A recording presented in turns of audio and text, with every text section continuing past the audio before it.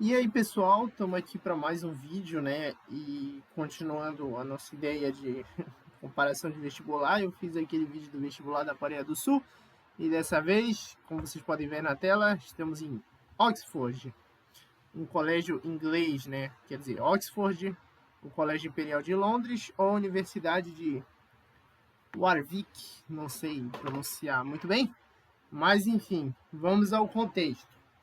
Na Inglaterra, se fazem os chamados A-Levels, que são o vestibular, o mais próximo de um vestibular, né? Lembrando que lá o processo de admissão leva em conta outras coisas, como histórico escolar, etc. Mas existe uma prova de proficiência chamada A-Levels. Tudo bem, isso é básico para qualquer universidade. Porém, cada universidade pode, além do A-Level, exigir algo a mais. E no caso, Oxford, o Colégio Imperial de Londres e a Universidade de Warwick, eles exigem o teste de admissão, o teste matemático, o teste de admissão em matemática, né? O MAT, que seria MAT. Isso daqui é, além do A-Level, o aluno deve fazer essa prova para entrar em alguns cursos específicos. É uma prova a mais de matemática, um vestibular a mais, um vestibular específico de matemática, para ele provar a proficiência em matemática necessário para alguns cursos. E esses cursos a gente já vai ver quais são. Bom, eu peguei a prova de 2021. Inclusive, se você for no site, você tem como treinar, fazer a prova, fazer como simulado mesmo. No caso, aparece a questão na tela do computador e o tempo é marcado, sendo que o tempo para fazer a prova é 2 horas e meia. Vamos ver se dá para fazer em 2 horas e meia. Lembrando que a ideia é só passar a prova por cima, não é necessariamente fazer uma resolução e a gente dá uma comentada, né? Então, enfim, você tem 2 horas e meia para fazer a prova. Peguei a de 2021. E agora aqui é o seguinte, né? Vamos à estrutura. Bom, pode ver, para o Colégio Imperial ou para Warwick é um tipo de. Você vai fazer a prova de uma maneira, mas vamos focar para os aplicantes para Oxford, né? Para quem quer entrar em Oxford. Bom, essa prova ela é feita para quem quer entrar em Oxford, além do A-Level, ela é feita para quem quer entrar nos seguintes cursos: matemática, matemática e filosofia, matemática e estatística, ou também matemática e ciência da computação ou ciência da computação e filosofia, né? São cursos diferentes. Aliás, bem interessante, tem um curso que é matemática e filosofia. Enfim, se você quer entrar em algum desses cursos, você tem que fazer essa prova, sendo que a estrutura é a seguinte, tá aqui, ó. A primeira parte tem 7 questões,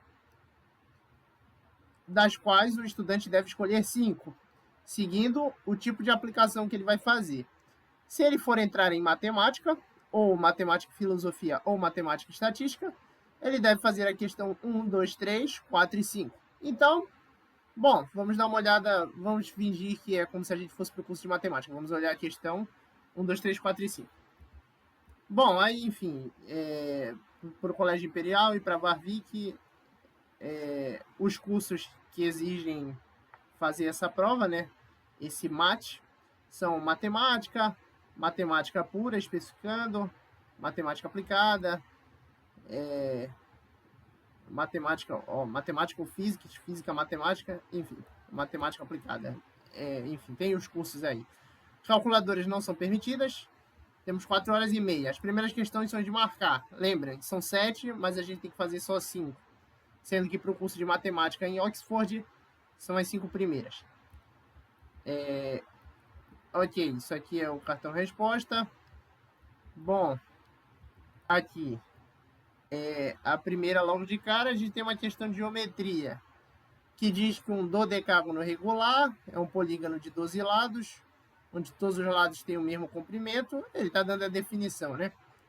Se eu construo um dodecágono regular a partir da conexão de 12 pontos num círculo de raio 1, qual a área desse polígono? Basicamente, a gente vai fazer um dodecágono inscrito, né? Seria essa a ideia. E aí ele pede a área. Não é um problema tão difícil. Então a prova não começou ainda arregaçando, né? Enfim, inclusive esse problema, né, é até problema meio clássico, né? Não é tão difícil não, a gente pega esse dodecágono e faz uma triangulação e aí é só calcular a área do triângulo. Mas tem até um método interessante de fazer isso aqui, é que, bem, é basicamente desenho do decágono e divide em triângulos. Enfim, tem como fazer essa questão por números complexos também. Dá para fazer uma analogia. Na verdade, esse dodecágono, eles são justamente as 12 raízes, né? Na raiz 12ésima de 1. As 12 raízes do número 1. Lembrando que uma raiz de índice n no plano complexo equivale a exatamente n números. Então, enfim, isso aqui vai me dar 12 números complexos que no plano de Argand-Gauss são justamente esse dodecágono que consegue ficar inscrito num círculo de raio 1. Enfim, ok. Então dá para fazer por complexos e usar geometria analítica e dá para fazer por geometria plana também, não é tão difícil. Bom, vamos lá, né? A segunda questão, olha, cálculo, cai cálculo também, viu? Só o Brasil não tem cálculo no ensino médio. Bom, só para a gente realizar essa integral, né? Raiz de x mais x ao quadrado dx igual a 5. No caso, ele quer saber o a que faz isso aqui ser verdade. Bom, não é uma questão tão difícil, porque essa integral não é tão difícil. Integral da soma, soma as integrais. Então, integral de 0 a de raiz de x, que é x elevado a 1 meio, dx, mais a integral de 0 a de x ao quadrado dx. Bom, ele está me afirmando que isso aqui é 5.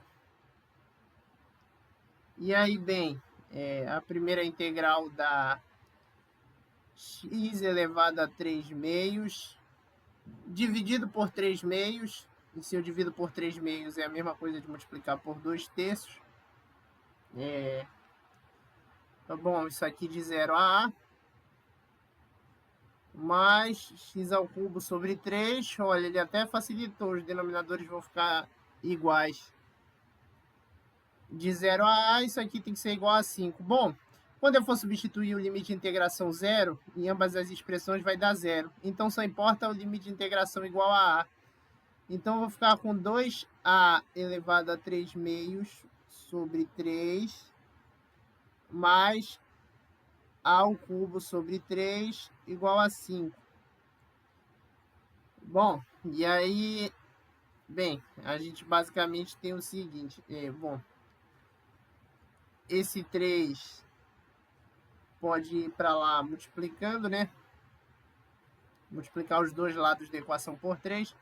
A gente vai ficar aqui 2a elevado a 3 meios mais a elevado ao cubo é igual a 15.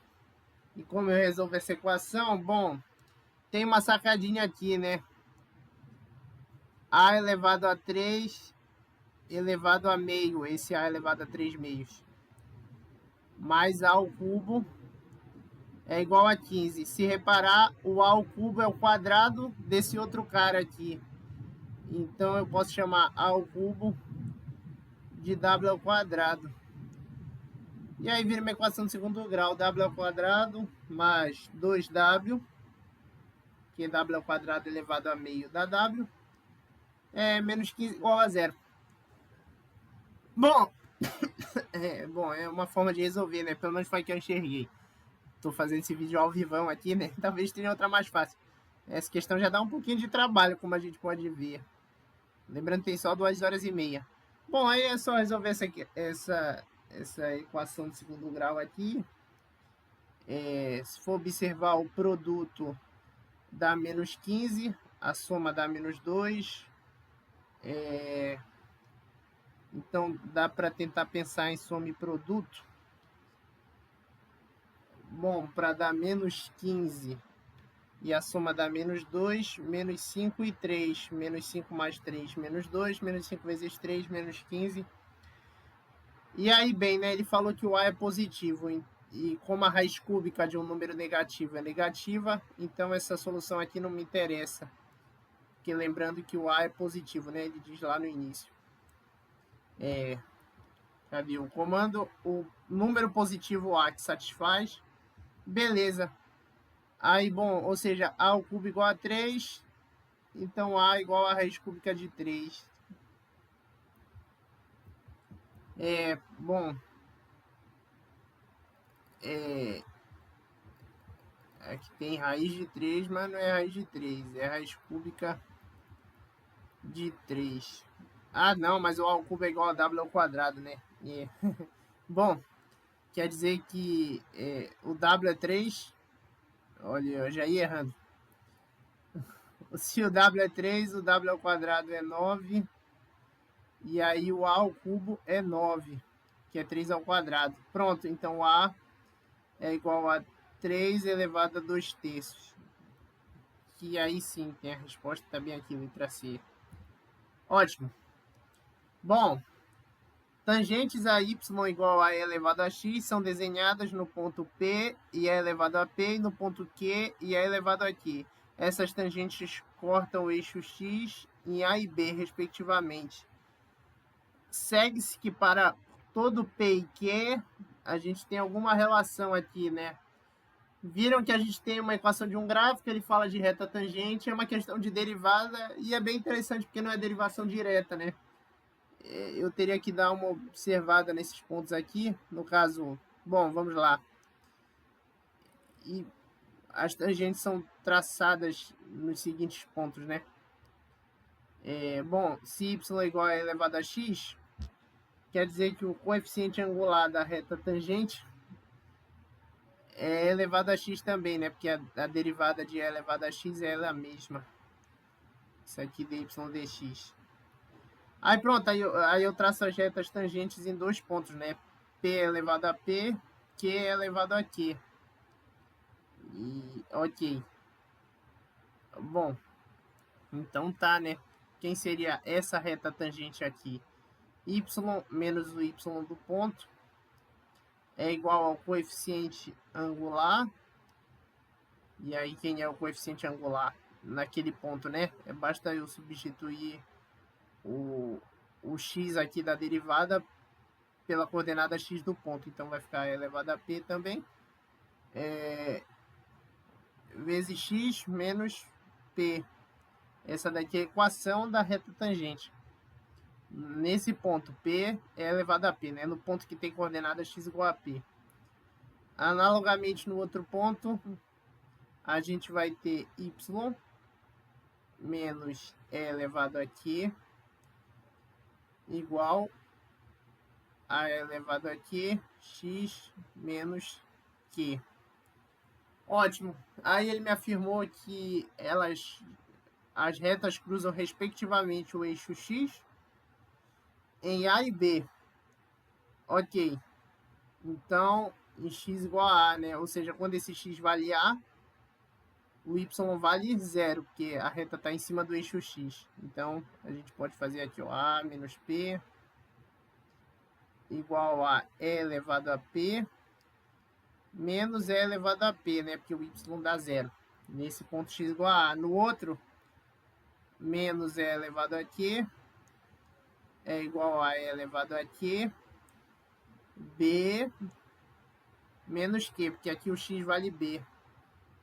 Quando o y vale 0, né? Quando intercepta o eixo x, essa segunda tangente. Aí, bom, ele quer que a gente tire alguma relação aqui. Bom, que relação a gente pode tirar, né? Para todo P e Q, ele quer que valha alguma coisa disso aqui. Bem, né? Dá para pensar o seguinte, para tudo P e Q, vamos lá, né? Ok. O que essa expressão pode hoje? Bem, né, a melhor coisa que a gente pode fazer é observar o seguinte, né? Eu posso dividir os dois lados por E elevado a P, porque nunca é zero. E eu vou chegar aqui a menos P é igual a menos 1. Lembrando que a exponencial nunca é zero, né? Então aqui também posso cortar, por assim dizer, né? Dividir os dois lados por E elevado a Q. E eu vou chegar aqui B menos Q é igual a menos 1 também. De modo que eu vou concluir que A menos P é exatamente igual a B menos Q. Conclusão, eu posso fazer aqui, ó, P menos Q é igual, eu somei P dos dois lados, né? O B pode vir para cá, é igual a A menos B. Ou, bom, aqui vai acabar sendo essa resposta. Se eu multiplicar... calma aí, deixa eu apagar aqui, só para esclarecer, né? Vai acabar sendo a letra C, porque, enfim, eu posso multiplicar os dois lados por menos 1. O B estava aqui. Se eu multiplicar os dois lados da equação por menos 1, fica Q menos B igual a P menos A. Enfim, isso aqui para qualquer P e Q, essa é a relação que eu tenho. Aí, bem, depois a gente tem a área. Vou ter que integrar de novo, porque ele me deu uma curva e ele quer uma área. Só que, bem, é a área abaixo da curva y igual a elevado a x, da curva y igual a 1 menos a elevado a x e do eixo y. Então, ainda tem que fazer mais ou menos o desenho.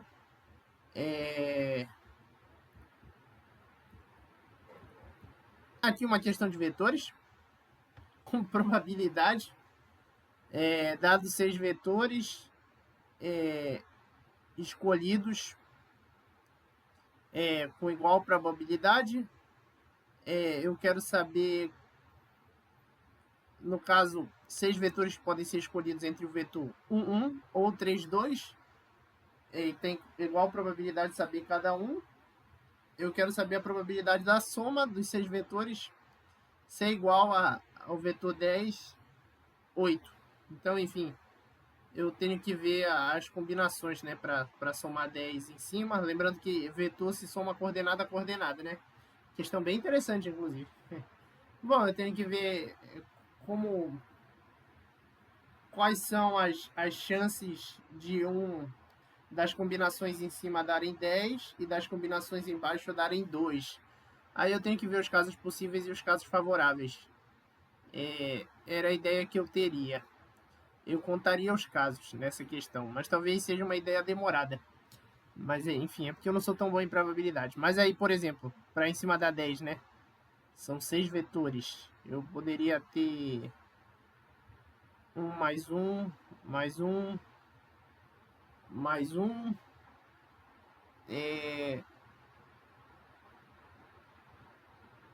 4.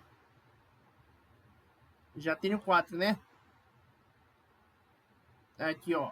4 com 6, 10 e exatamente 6 vetores. Então, enfim, isso aqui seria uma probabilidade, uma forma, né, da soma dar 10 em cima. Será que essa forma soma daria 10 embaixo? Daria 8 embaixo? No caso, daria sim. E no caso, eu acho que essa é a única forma de dar 8. Aí seria só eu permutar esses caras de lugar. Vejam que a questão não é tão difícil assim. Bom, é isso. Porque, enfim, a combinação padrão de vetores teria que ser 4 vetores 1, 1.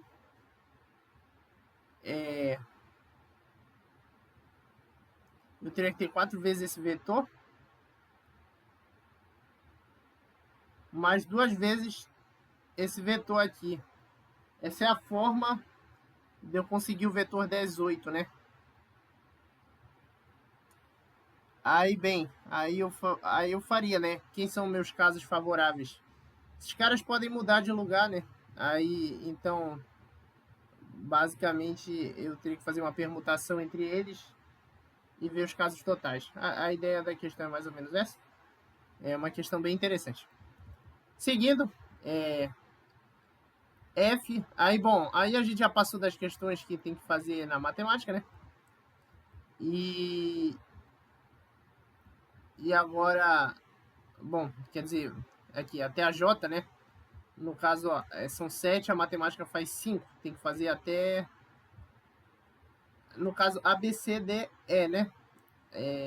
Tem que fazer até a letra E, que seria essa aqui mesmo. Aí as outras são para os outros cursos. E bem, aí a gente começa agora as questões discursivas. Pode ver que tem questão discursiva. Então, mais um vestibular que tem questão discursiva. Aqui, de novo, o Brasil perde comparado com o Enem. Tá até aqui, ó, turn over. Enfim, agora começa as questões discursivas. Podem ver que é uma questão discursiva e que tem várias partes. Nessa questão, você pode usar sem provar esse fato, que é a expansão em série de Taylor de Ln de 1 menos x.